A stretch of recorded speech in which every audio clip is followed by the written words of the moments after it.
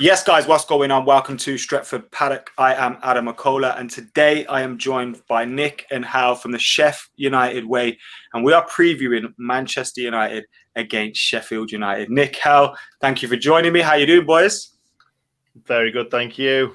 Yeah, pleasure being on. Thank you. BT Sport is broadcasting every Premier League team twice in 10 days, including this game, Manchester United against Sheffield United at 8:15 p.m. on Wednesday, the 27th of January. We're all going to be tuned into that. Now, with BT Sports Monthly Pass, United fans will be able to watch 5 United games and everything else on BT Sport for the next 30 days for just 25 quid with no contract. To sign up, visit www.bt.com/sport/football/Manchester-United. The link will be in the description below, and you can get Manchester United against Sheffield United, Southampton, both the Real Sociedad games, and of course the Newcastle game, which is sandwiched in between those as well. So get on it. The link's in the description below. For now, let's get back to this game. Obviously, Manchester United, Sheffield United at Old Trafford. Huge game last time out. It was 3-0 to Manchester United, with my boy Anthony Martial scoring a hat-trick. God, that feels like such a long time ago. He's lost his shooting boots since then. But Manchester United are now at the top of the league, and Sheffield United, a complete contrast of form and fortunes this season. So I've got the best two guys with me to speak about that. And obviously we'll get their view on United as well, Manchester United. That's going to get confusing as we go on. But Nick, I'll come to you first. Obviously, as a Sheffield United fan this season, you must have been coming into it thinking, wow, we can build on last season's campaign and hopefully push on and maintain that Premier League status. But you seem to be involved in a relegation battle now. Was that something you contemplated before the season started? I think just before the season started, we would have taken fourth bottom, no problem at all. But I didn't expect us to be in a relegation battle at all. I thought that we wouldn't have finished anywhere near as high as what we did. We wouldn't have had as good a season as we did last season. We were a surprise package. But, yeah, it's all gone wrong. Everything that could have gone wrong this season has gone wrong for us. So last season we were one of the best. We had one of the best defenses and one of the better goalkeepers in the league. We don't have that goalkeeper anymore, and the defense is a little bit depleted. So I think that's been the biggest downfall for us this season. You obviously mentioned your goalkeeper, and is now back at Old Trafford. Do you think he's been that big of a miss to you, and what is it that you've missed about Dean Henderson? Because I'm sure United fans would love to hear about that, Hal. Oh, Hendo. Yeah, we took him to our hearts. You know, he kind of came on the journey with us, got us promoted, and he was just fantastic in goal. Seemed to make saves that you didn't expect him to make, as well as pulling off the sensible saves. Completely different to Aaron Ramsdale, who has this way of saving things where he seems to want to save everything for the cameras. And he's clearly a decent keeper, but sometimes we get frustrated with Aaron Ramsdale, his replacement, because he doesn't do things the way that Dean Henderson did them. And I don't think we could really have expected to get a keeper as good as Dean Henderson, who I'm sure Nick would probably agree with me. We've kind of been spoilt for keepers over the past few years with the likes of Simon Tracy, Alan Kelly, Paddy Kenny, and Dean Henderson. These are top keepers, and for a side like Sheffield United, we have been very lucky and really probably spoiled. And Aaron Ramsdale, we were delighted to get him initially because he's one of our own that we let go. We actually sold him to Bournemouth on Chris Wilder's wedding day, and then we brought him back for an enormous fee, and he had to try and fill the boots of Dean Henderson, who admittedly made a couple of errors whilst he was playing in red and white, but for the majority of the time he pulled off saves you didn't expect him to make, and you've got yourselves an absolutely fantastic keeper for now and maybe the next 15 years. Had this image of Eddie Howe asking Wilder on his wedding day, Godfather style, for a player. He can't refuse on the wedding day. But yeah, obviously Dean Henderson for us, he hasn't been involved as much. One of the games he has been involved this season was that game against Sheffield United, and he made the error, or probably gave you a goal head start in the game. But obviously he's clearly a massive talent. The thing for us has been the step up, and and obviously at Manchester United, it's a little bit different. Whereas he's not. With all due, and I know you were defensively magnificent last year, but he's obviously not occupied for 90 minutes of the game. We have a lot more possession, and to be able to switch on when you're needed, I think it requires a little bit something different from a goalkeeper. But he's clearly a huge talent, and I'm sure he'll come good. I actually felt like if he hadn't had a few games like that Sheffield United game, there may have been a chance for you guys to get him back in on loan. But obviously, you spent a lot of money on Ramsdale, so it'd probably be a weird one for you to bring in a goalkeeper on loan and then stick him in net above. Did you spend like 18 million on him, I think, at the time? So it'd be a bit of a weird one. Do you have any hopes of steering away from that relegation battle or getting safe, Nick? Well, the funny thing was, I think from the start of the season, we lost so many games. It's like, it'll turn around soon. And I think some of us still believe it will turn around at some point, but if it's going to be too late, we'll have to wait and see. But the funny thing was, we obviously beat Newcastle, played them off the park. We even played them off the park before they went down to 10 men. So I think we'd have beaten them by even more goals if it weren't for them sitting back with 10 men. But you could see the mentality of Sheffield United fans change when we beat Newcastle. And you could see the players getting a little bit more confidence. And then fans were like, we're going to stay up. And then realising that we've got Spurs at home, you guys away, Man City away, all in the next 3 games. And it's like, we could be walking away from those 3 games with 0 points. And up to now, we are. So that's another 3 games possibly without a point. And that's going to knock the confidence massively. But we've played the teams around us. We've played most of them away. So we've got them at home. So who knows? Well, I think we're 12 points off 4th bottom now, which is a massive points tally to kind of bring back. But I think if we put a few wins together, it is highly possible. Look how good we were last season. If we can get back to some sort of form, it's possible. If any team that can do it, I think this team could. Interesting. I've kind of wanted Chris Wilder to do well. I don't know why, as a neutral watching it, I've just wanted him to do well because he's kind of stuck to his guns, and you see people questioning him now, like he didn't achieve what he achieved last year, and almost saying like, well, you got to be sacked now because you've not been as good, like because of the standards that he set. Is there any real pressure on him amongst Sheffield United fans, Hal? I mean, certainly not from our channel and our experience of speaking with Blades on a regular basis. Certainly not from myself. Certainly not from Nick. I know I speak for him there. When you say that Chris Wilder, former ball boy, a fan, former player, twice with us, he is Sheffield United. He is our representative, on the touchline. If we didn't have Chris Wilder, I'd want Chris Wilder. Because if we go down, and we probably are going to go down, who better to get a team out of the Championship than Chris Wilder, who's got so many promotions on his CV through various leagues? He is the man to do it. He would be the man to do it. He will be the man to do it if the worst happens. And Nick's sounding quite optimistic, saying that, 12 points and we've got all these teams around us at home.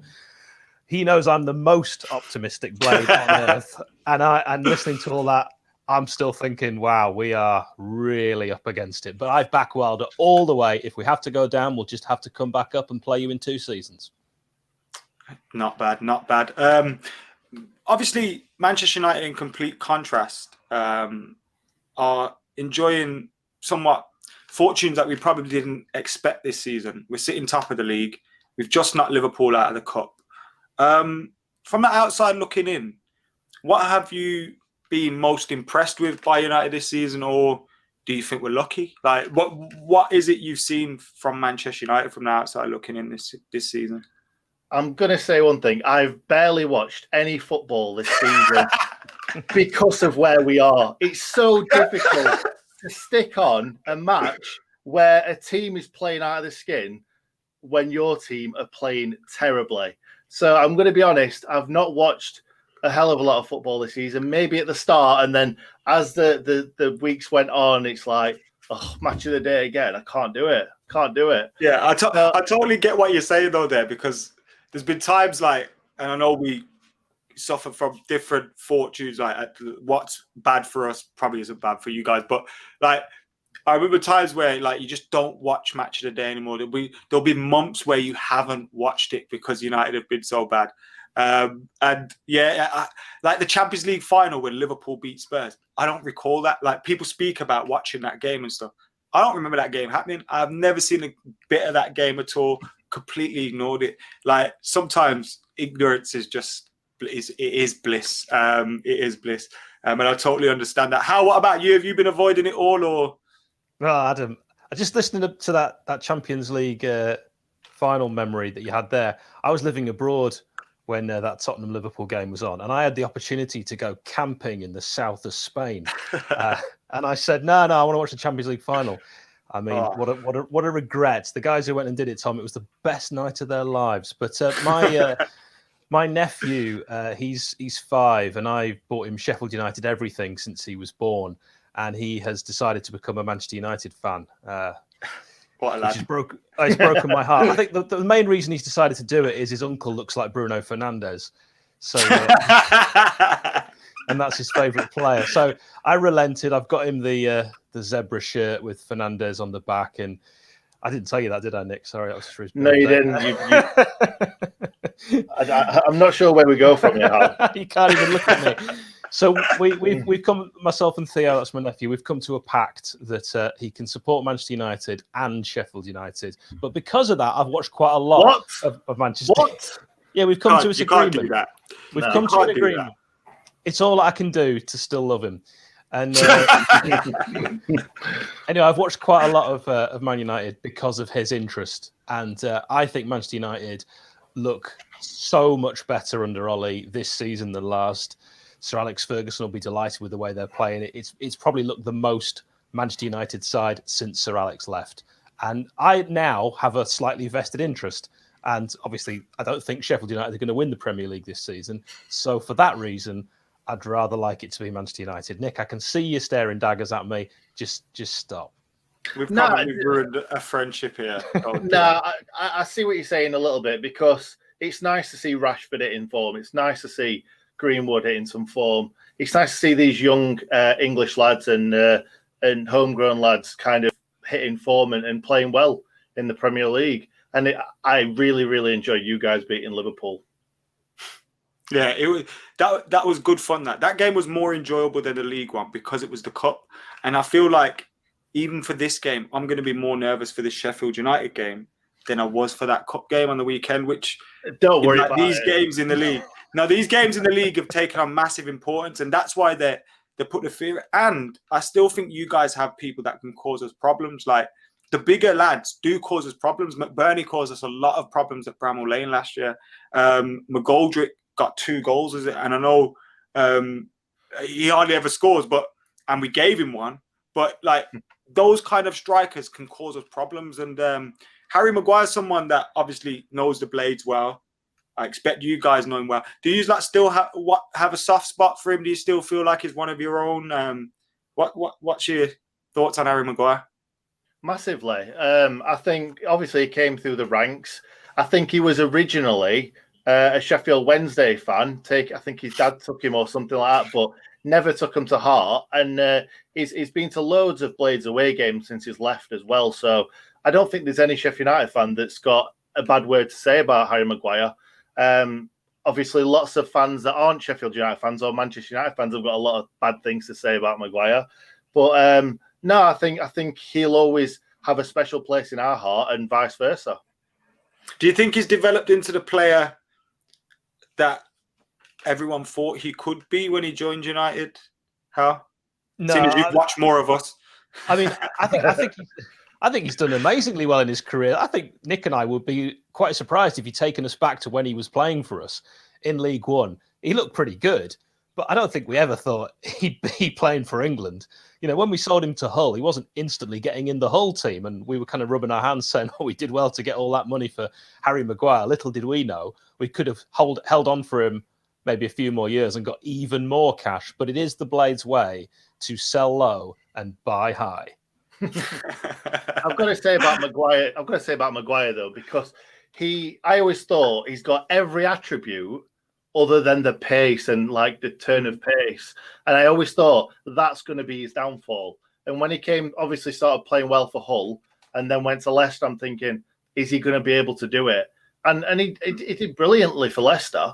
And that's always been that little bit of a question mark, whether the pace of kind of like a really quick striker or someone just a couple of touches away from him, if he can handle with. And that's always going to be his problem because he's never going to get any quicker. It's just whether because he's really good at reading the game and obviously he's great in the air.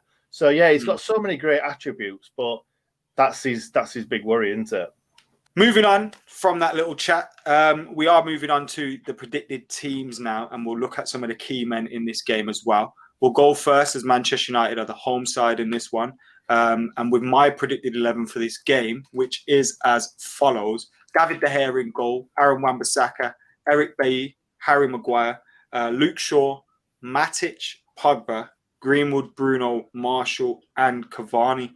The reason no Rashford in that team, he obviously picked up a knock in the game against Liverpool and limped off. So if there is any doubt about him, I wouldn't risk Marcus Rashford. Obviously, if he's fit, he starts on the left. Martial has to hold the bench again, unfortunately, for Manchester United. We also spoke, we also want to speak about a few key players for Manchester United, and we've picked three each. And the three that I've gone with, and it kind of fits into what you were saying about Harry Maguire, was Cavani, obvious reasons. He scored the winner against you guys last time. Bruno, obvious reasons again, is a key instrumental figure in that Manchester United team. But also Eric Bailly, because he offers that pace alongside Harry Maguire, and he seems to be the perfect foil for me. Who would you rather see United line up in defence tomorrow? Like, would you rather see Bailly or Linda? Who do you think's better out of the two? Because they're often the foil for Maguire. Well, I'll take that one because I've watched a bit more. I think I'd rather see Lindelof play, but I understand exactly what you're saying, that I think Manchester United fans would rather see Eric Bailly. And I was also quite pleased that you picked Bruno Fernandes as a key player, but you didn't add one of his key attributes, which is just how handsome he is. We see what you've put the lookalike thing in early doors just to beat the YouTube comments and all that. Yep. And now you've added. You've got to get ahead of these things. I see what you're doing there. I see what you're doing. We do love him. I'll give you that. And I'm sure you can make it. I mean, there was a Vardy lookalike running around not long ago that didn't look like Jamie Vardy. So I'm sure you can make a few quid off that. I don't think it's that much. Eric Bailly, what do you make of him as a centre half? Obviously, he's almost an enigma. When he does play, he's amazing for us, but he's injured so many times. Yeah, he's injury prone. I think he's got pace. He is like the one that you'd need next to Harry Maguire if you're going to regularly stick with Harry Maguire in that central defensive position. He seems to like get his legs to things as people are running past that not every player can get to. He's a bit like Nick. You probably remember Claude Davis that played for us when we were in the Premier League in 06-07. Eric Bailly is everything Claude Davis should have been. I love an old school reference to players like that. And he's a player that I remember because of Merlin's sticker books. Just remember getting his sticker 100 times and being like, no, not again.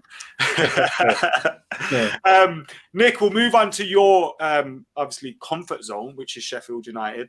Who is in your predicted 11? I think unless there's any injuries that we don't already know about, I think it'll be very, very similar because we don't have the kind of strength and depth that you guys have got. So it's going to be Ramsdale in net, unfortunately. We've got three other goalkeepers, all a lot worse than him. So we've got Bogle at right wing back. We've got Andy Stevens at left wing back. Chris Basham, right centre back. John Egan, central centre back. Ethan Ampadu playing left centre-back, which he was really, really good in the FA Cup. He's getting better and better each week. We've been giving him a lot of stick since he's come on loan from Chelsea because all the Chelsea fans think he's the best youngster around, and he's not. Ollie Norwood, defensive midfield. Lundstrom on the right-hand side of midfield, right centre mid. Fleck left centre mid, and then up front, Mcgoldrick and Ollie Burke. So I think the only way that we are going to get anything out of this game, which I don't think we will anyway, is through Ollie Burke and David Mcgoldrick. David Mcgoldrick will drop in a little bit, try and link the play, and Ollie Burke, just because of his sheer pace, I think he's probably the fastest player in the Premier League. And I didn't have a clue, not who he was, but I didn't realise how quick he was. Now, he's sometimes too quick for his own feet, but he has been a thorn in the side of kind of top 6 teams. Against Arsenal, he should have got David Luiz sent off for pulling him back when he'd kind of chased the ball down. Obviously, against you guys at Bramall Lane, he forced Dean Henderson to make the mistake, and David Mcgoldrick put it in the back of the net. So Ollie Burke on the shoulder of Harry Maguire might work. And then the other one that I would have gone for is Egan, because Egan is our rock at the back. So if we score an early goal, we're going to sit in. We just are. But the problem is, we've scored first against you, first against Chelsea, first against Liverpool, and we've lost every game. So we're not great at defending, are we, Hal? Not this season. Not this season. That sounds like something that we'd like, because I think we've got like 21 points from losing positions this season. We went behind against you guys at Bramall Lane as well. So it'd probably be something that falls into our comfort zone, but my heart can't take that again in a league game. How your key players, obviously, who's the key man for you that we need to watch out for? Or is key in you getting a result? I mean, it really does depend. Chris Wilder keeps his cards so close to his chest in his pre-game conferences. He never lets us know who's injured, who's coming back, if he's going to throw a youngster in, which he loves doing. Against Crystal Palace from absolutely nowhere, Antoine Hackford, who's 16, was on the bench. He brings him on. First thing he does, has a shot. Now, we haven't seen him again since, and we're expecting every time this lad gets the ball, it's going to be a goal. And we're going to hype him up far too much. But you never know. He could be involved from the bench at some point, and that would really excite me. So it really does depend on what Wilder chooses. I think, personally, the key player will be Bogle, because he is the superstar right-sided wing-back. Nick has already mentioned David Mcgoldrick, who's absolutely key and can score goals this season. He didn't look like he could do it last season. He also drops deep and creates. Nick's also already highlighted Ollie Burke and his pace. That's frightening. Let's see what he can do. He can't finish, hasn't scored a single goal in the Premier League, but who knows? And John Egan, because, as Nick mentioned, rock at the back. And if anyone is going to try, and let's say we sit on a 1-0 lead for a while, if anyone is going to try and stop the marauding attacks from that constant, potent Manchester United 3, it will be John Egan, because, and I say this touching wood, he doesn't make too many errors. Nice. Thank you very much. And with that being said, it is now prediction time, guys. What is your score prediction? Manchester United, Sheffield United. Will United keep their run going? Manchester United. Or will Sheffield United keep their run going? Their poor run going? I'll let you guys go first. Nick, what's your score prediction? It's not really a poor run at the moment. We've won 3 games out of 4. Fair enough. 2 of them have been in the FA Cup against lower opposition, but it's got to give you a little... No. It's definitely not your fault. We've lost so many games in a row. I've wrote down score prediction 2-0 Man United minimum. That is my... Because, do you know what I'm likening this game to the last game, the game last season at Old Trafford, because we came back from after the lockdown terrible. And we just kept, I don't think any of us expected to get anything. And you guys were in good form. And it feels like it's the same thing again. We're in bad form. You're in good form, especially in the Premier League. So, 2-0 minimum, probably 3-0. Yeah, I'm not going to go along with that. I think it's going to be a thriller, but 0-0. And they do exist. And I think we don't have Dean Hammond on the pitch this time to sort of make a mistake. Adam, do you know who Dean Hammond is? I don't know. Who's that? Well, Nick, you remember when we played Manchester United away at Old Trafford in the FA Cup, and we actually put up a really good performance, and even Connor Salmon had a good effort, and I seem to recall Dean I remember Hammond. Connor Salmon's a name I remember. Really? Remember him over Dean Hammond, who actually played far more in the Premier League. Dean Hammond, I think he made an error at the end. Did he give away a penalty in the last minute? Yeah, he did. Yeah. Yeah. So that's not going to happen. In on it would Memphis Depay, weren't it? That he jumped in at, and then Rooney. Was that 1-0 under Van Gaal? Yeah. Yes. Yeah, I think so. Rooney put it away. That's right. I remember that game now. It's coming back to me. That game is. You don't want to remember Dean Hammond though. Whatever you do, strike that from your memory. You've introduced him to me, so he's going to be gone after this. Don't worry. Well, he's unlikely to be involved, seeing he's long retired. So for that very reason, I'm saying it's exactly that kind of performance. Backs to the wall, 0-0, proper Blades, brave, Lionheart performance. A performance that you can get behind. A performance that my nephew can watch and go, do you know what? I'm switching allegiance. Or dropping one. That's what I want. Drop one forever. Theo, as you're watching this, drop one. Oh, God. I'm not as optimistic as the 2-0 minimum. I do think for some reason we'll act nervy and make it difficult for ourselves. I wouldn't be surprised if you scored first. But I'm going to go for like a 3-1. Eventually, it'll be tight for a while, and then eventually we'll get a couple goals. Nick will take that. The way we've been playing. Nick will be he'll love that. He'll take that as a win.